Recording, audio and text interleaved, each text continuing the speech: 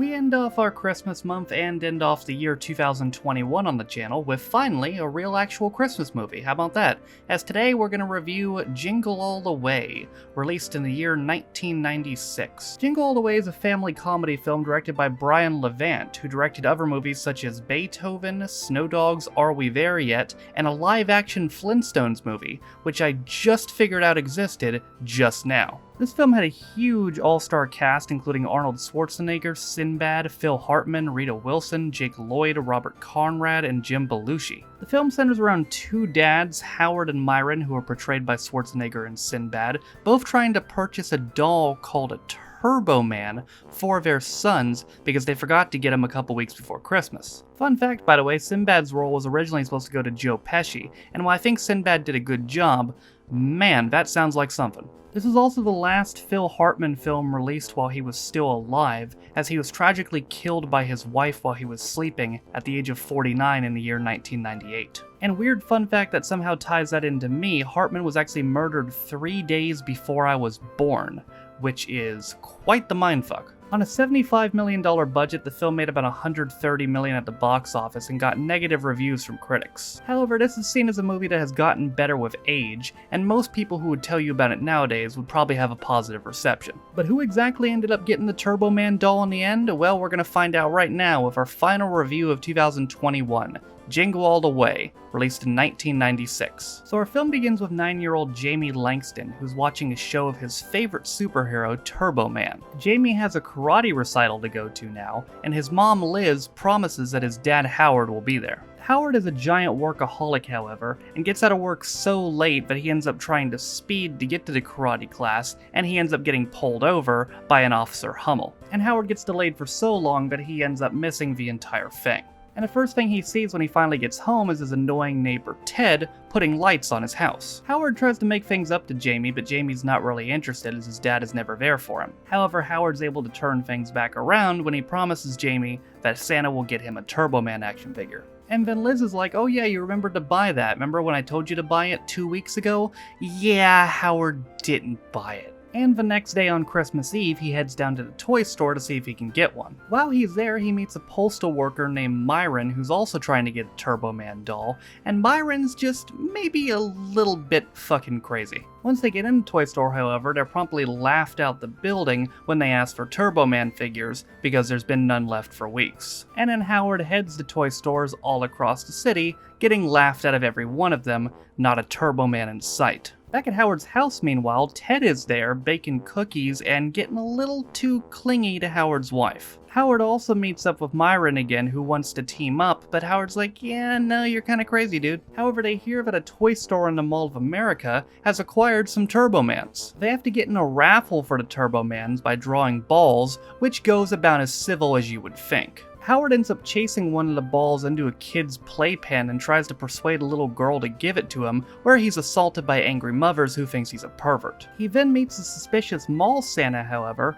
who promises that he can get him a Turbo Man for the right price. And that mall Santa takes him to a secret black market Santa and Elves toy operation and sells him the Turbo Man for the rip-off price of $300. However, upon unwrapping it, Howard realizes that the Turbo Man 1 speaks Spanish and 2 ain't quite all together. Having just about enough at this point, Howard starts beating the shit out of all these Santas and Elves until a big Santa shows up who, fun fact, was played by The Big Show, former WWE/F wrestler. They all end up dogpiling on Howard, but then the police break in and arrest all the Santas and Elves. And Howard's able to get out of there by impersonating a police officer, which is a massive crime, but who cares? Howard is now at a diner and tries to phone home, but Jamie picks up and asks him if he's going to go with them to the big Christmas Eve parade so that they can see Turbo Man. Howard then loses his cool at Jamie and yells at him, telling him he doesn't care about Turbo Man, and Jamie gets mad and hangs up on him. Turns out Myron's at this diner as well, he didn't get Turbo Man either, and the two men finally make peace. All for about 2 minutes until the radio advertises a competition for a Turbo Man doll. And after they break the phone, they realize that the radio station is just 2 blocks away, and they foot race there, which Howard wins. Myron gets there soon after and threatens both Howard and the radio DJ with what he claims to be a bomb, which is actually just a music box. They're then informed by the DJ that the giveaway is not for an actual Turbo Man doll, but rather a gift certificate to get a Turbo Man doll later on. And right before they can beat him up, the DJ also reveals that he called the police. The police swarm Myron in a lobby and Howard tries to get out the back way, but he's stopped by Officer Hummel. Myron then does the bomb in the box trick again, which allows him and Howard to both get away. But then Officer Hummel's like, whatever, this ain't no bomb. Yeah, it turns out it actually was a bomb this time. And to make matters worse for Howard, his car has been completely stripped. He's taken home by a tow truck driver, and as he arrives in front of his house, he sees Ted in his house putting the star on his tree, which about snaps him. He then remembers that Ted got his son a Turbo Man as well, so he goes into his house to steal it. As he's about to get away with it, however, he has second thoughts and decides to put it back, but not before he's confronted by Ted's angry pet reindeer, who chases him throughout Ted's house, destroying it and almost burning it down. Liz is furious at Howard at this point, learning what he's done, and she asks Ted to drive her and Jamie to the parade instead of Howard. Howard then makes peace with the reindeer and resolves to get his family back. Howard then arrives at the parade to see Ted trying to kiss his wife. As he's running to that car, however, he accidentally knocks into Officer Hummel again and spills his coffee on him, which starts a chase. Speaking of coffee, Ted gets mugged to his face as well when he goes in for the kiss. Trying to avoid the police officer, Howard ends up in some kind of warehouse where he's quickly stripped of his clothes and put into some kind of costume. Turns out that costume is the Turbo Man costume, as he's been mistaken as the replacement player for the live-action Turbo Man in the parade. Howard quickly gets into the role of Turbo Man, and it's revealed that he has to pick one kid in the audience to give a brand new Turbo Man doll to. Howard obviously picks Jamie, but right as he gives him the doll, Turbo Man's archenemy Dementor shows up, who is actually played by Myron now. The two duke it out and Turbo Man gets the upper hand until Dementor's minions end up jumping on him. And after Jamie kicks Myron in the nuts, Myron chases him to the top of a nearby building to try to get the doll. They end up going up on a Christmas tree structure which almost tips over, and then Howard uses the Turbo Man flight powers in his suit, which ends up flying him all around the city. Myron ends up getting the doll but then falls off the platform with it and is arrested, while Jamie falls too but is caught at the last minute by Howard. Howard then reveals his identity to his family and rekindles with them, while the police give him the Turbo Man doll back. However, Jamie gives it back to Myron as he doesn't need it, as the real-life Turbo Man is his dad. So this last scene was originally an end credits scene, however in extended edition releases of the film, it was actually used as the ending. The Langston family is all happy and together, and Howard puts the star on a tree, with Liz wondering what he got her for Christmas, and Howard freaks out, realizing that he got her fuck all. So I don't know about y'all, but I have a different criteria in which I judge Christmas films compared to normal films. If this was not a Christmas film, would I judge this a lot more harshly? Probably yeah, because I mean it's pretty cheesy, you know, and it's at some points cringe. But it's a Christmas film, man. That's what Christmas films are supposed to be. It's a fun family comedy Christmas film. If this was not a Christmas film, I feel like me and a lot of other people wouldn't like it as much. If it was a summer holiday film, for example, people would probably just be like, what the fuck is this? But no, it's a fun Christmas film. That's it.